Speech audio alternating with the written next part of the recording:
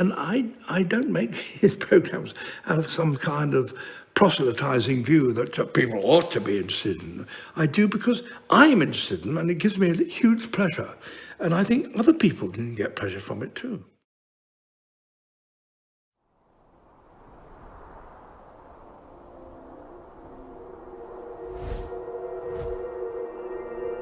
When you look down on the Earth's surface, it's impossible not to be impressed by the sheer grandeur, splendor, and power of the natural world.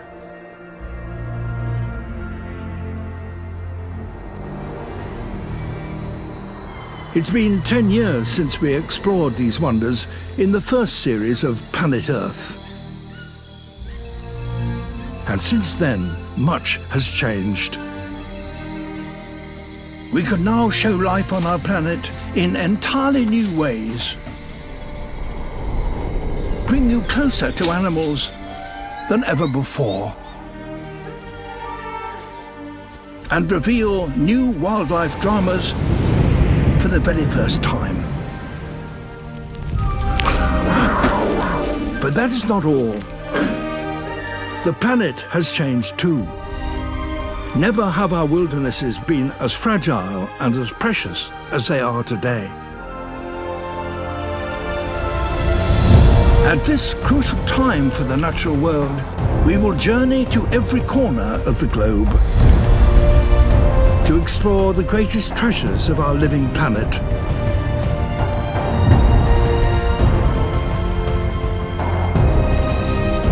And reveal the extreme lengths animals go to survive.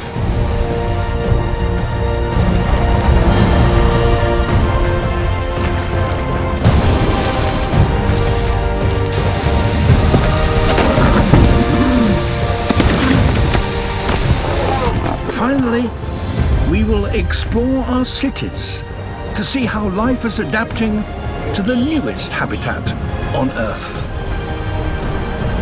This is Planet Earth 2.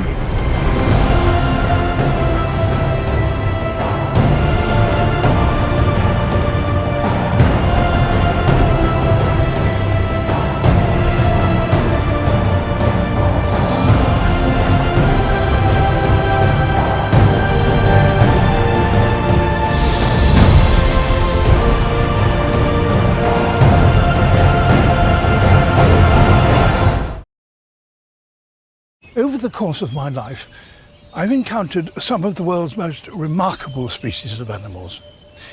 Only now do I realize I've missed one of the most important.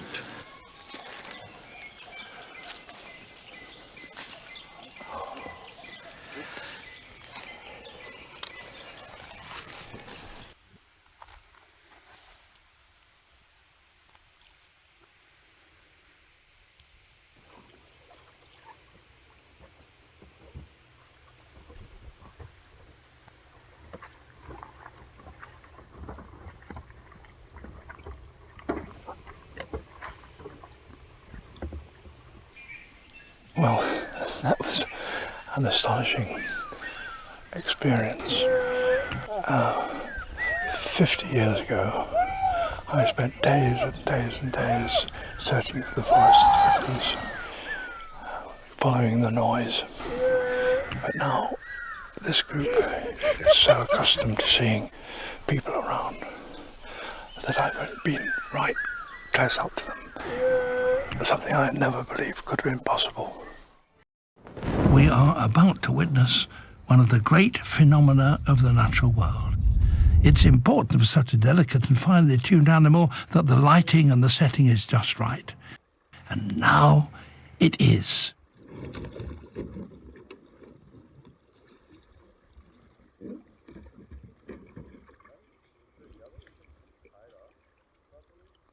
Astonishing.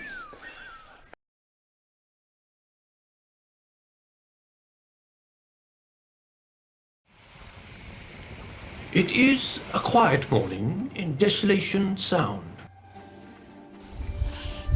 The splashing of seals and exhalation of whales are both signs that for Marty's crew it is time to wake up. This morning, like most mornings, begins slowly.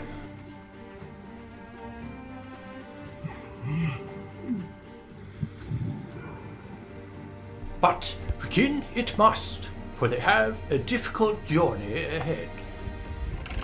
The task, finding fresh water, one of nature's most precious resources.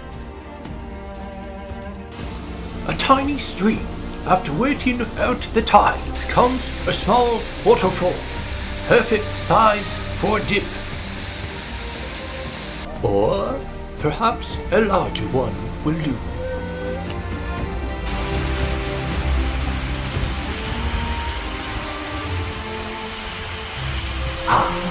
Refreshing. There we go. Now we're in. Alright.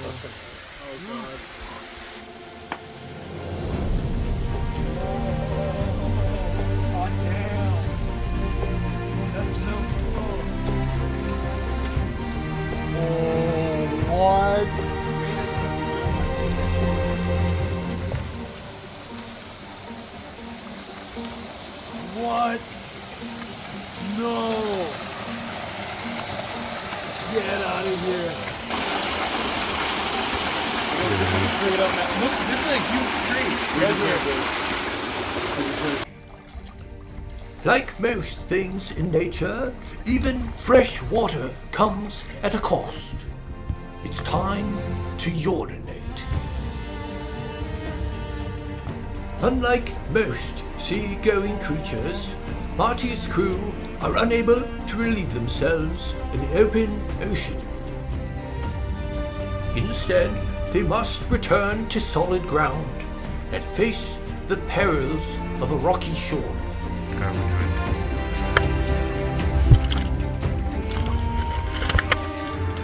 at these hands. Versus. Not good, Papa. Not good.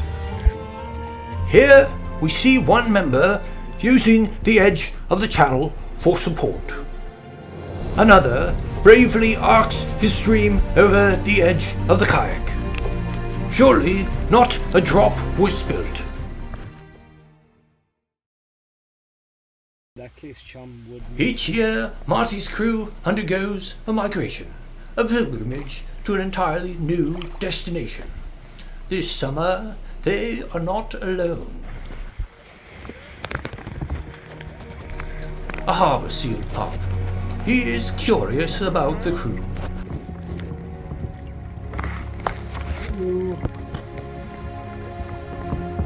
Where's it going? What you up to?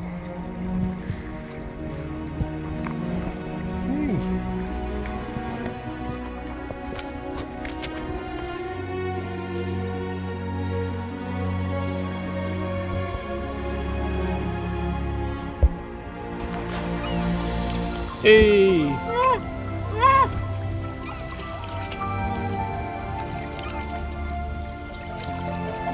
Where'd your friends go?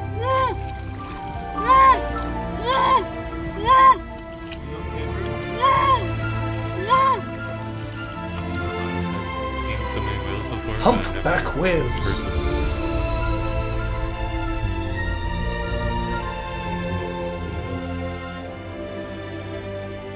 More humpback whales.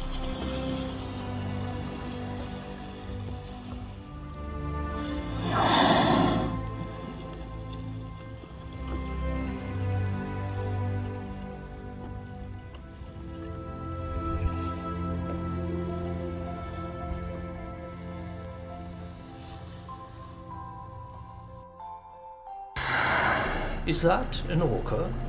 No? Just another humpback whale? Pity. The crew does their best to get close. Perhaps too close.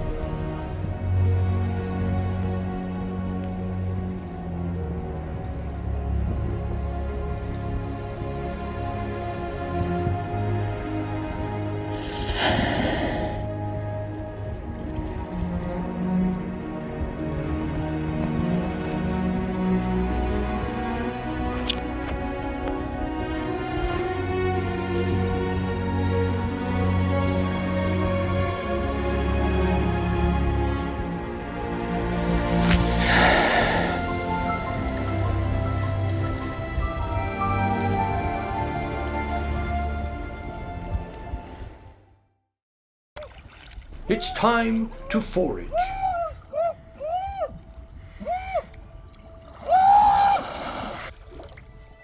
Marty's crew collects a healthy portion of oysters, clams, and mussels, each containing healthy portions of PSP, norovirus, and Vibrio parahemolyticus.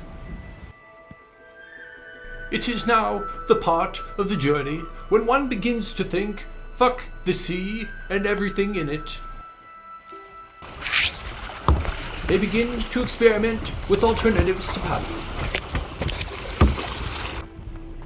They even consider commandeering a sailboat.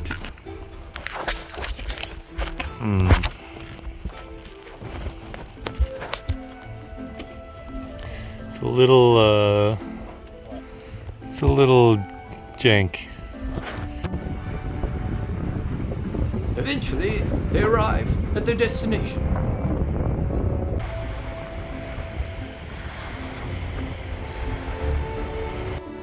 Do you need me to beckon him or something? Yeah. Ray. Ray. Ray Shady. Are you asleep? There is little or no fresh water on these islands, but they have a much rarer resource. Alcohol. It turns out walking is hard work as well. What are we doing here? We acquired keys. We met this lovely lady Wendy at the store. She said that she would. We asked for her car, and now we have it.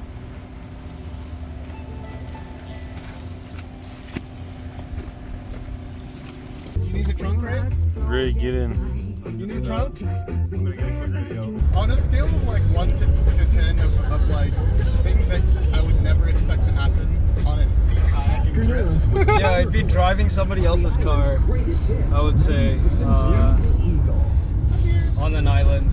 Honestly, the being on land part's already unexpected.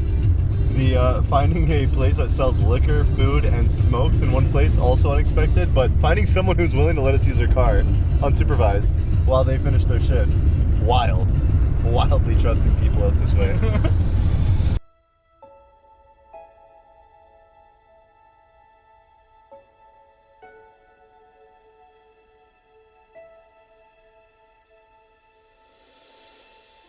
Fellow gentle people of the Francis Landing, is that right? Finally, the journey concludes with a rendition at a local open mic night. We just landed yesterday, so this gives me all the confidence to embarrass myself.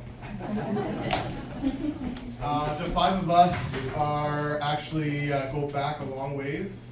This is our 10th annual backpacking trip, so 10 years of different adventures with these boys.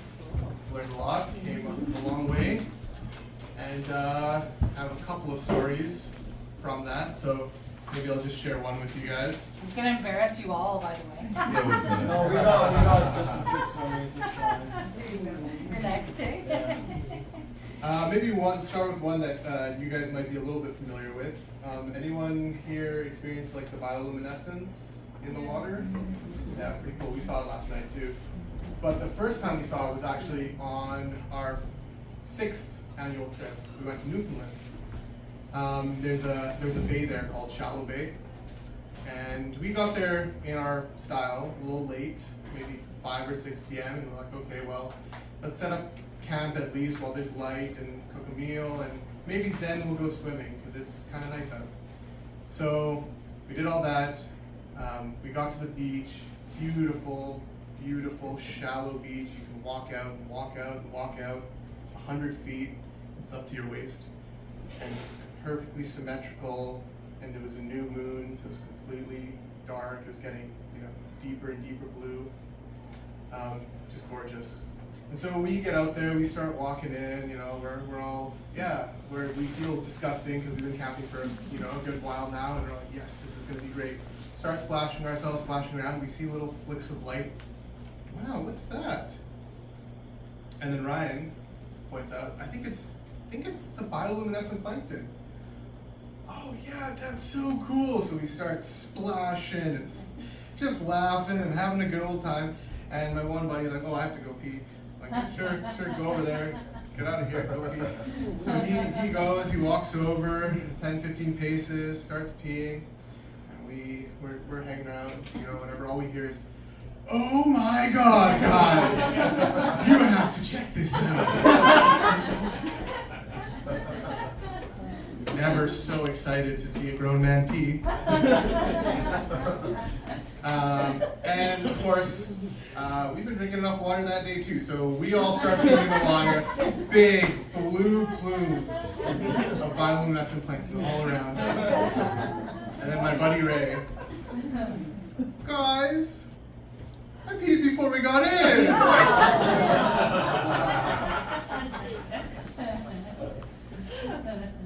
We'll have to try this now. We tried it last night and it didn't work so good here.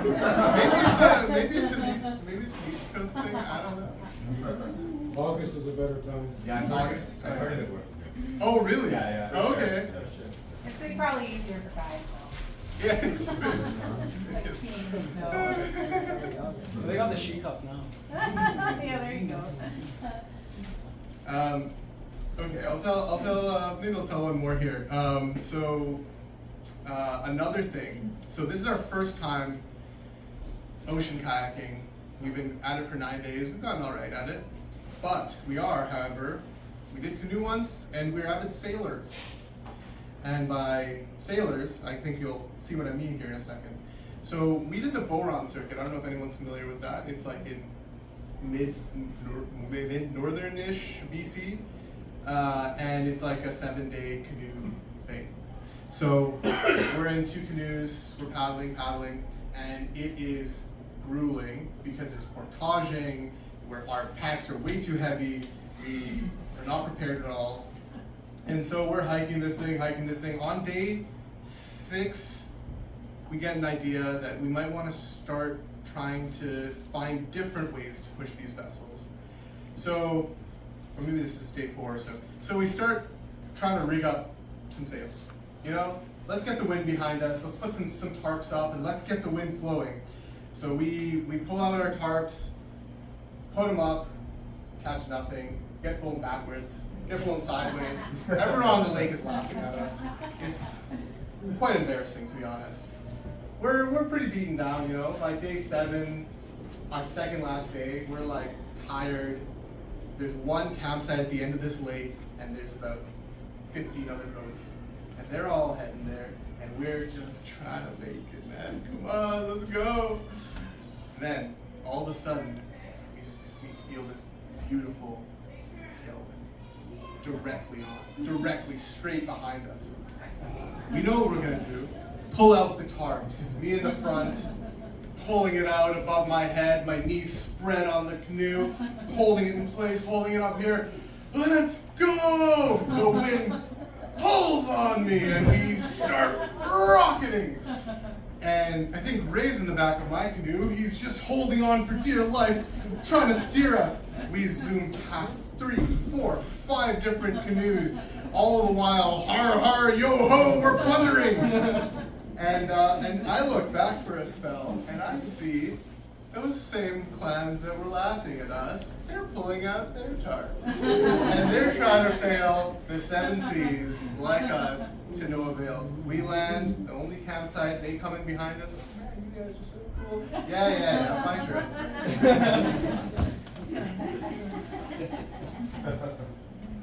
Okay, one more for the road. This is still year 6. So we're in Newfoundland. We have done the first half of a quite complicated, wet, soggy, swampy hike. And we've hiked in. We've had to carry our bags above our head for these river crossings that go up to our chest.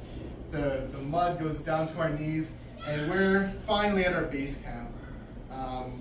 And this is in Grossmoor National Park, if anyone's been there already.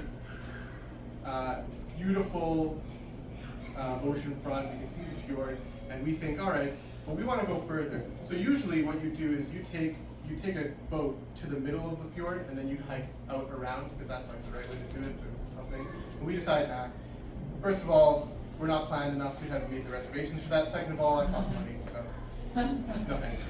So we decide instead we're going to hike the opposite way. But in order to do that, you have to go through what they call tuckamore, which is, by the definition on Wikipedia, a virtually impenetrable weave of spruce and, what was it, spruce and pine trees. So they get blown on the East Coast and weave into each other. So we found out pretty quick that you can't hike through this stuff. You hike in this stuff. You're walking on the branches. It's a matted floor, if you will. Your feet are falling through. You're like getting torn up. You're trying to just go through the branches and you have no idea what you're stepping on. We could see the whole valley from up here, but we had no idea what was in these trees. So finally, it's funny because the best place to hike when you're in that is in the creek, in the middle. So we finally get through the first half and we're just walking through the creek. And we're like, okay, we're almost at the viewpoint that we wanted, the top of the fjord. All right, get out of the creek. There's just a little bit more tuckamore. We're getting through it. And all of a sudden, I hear, and I'm like, what the hell is that? What the hell is that?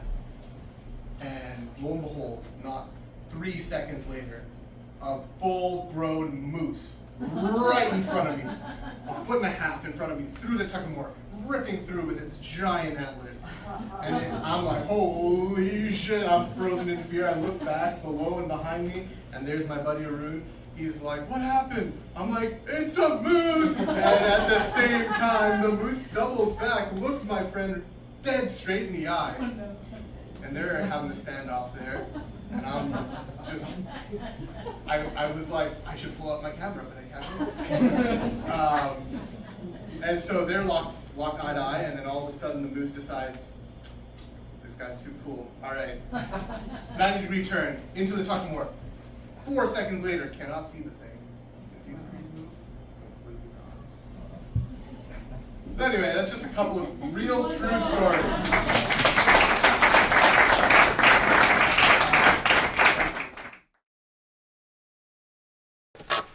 Very striking when you sit as close to an orangutan as this to see how similar they are to human beings. We are both, of course, great apes.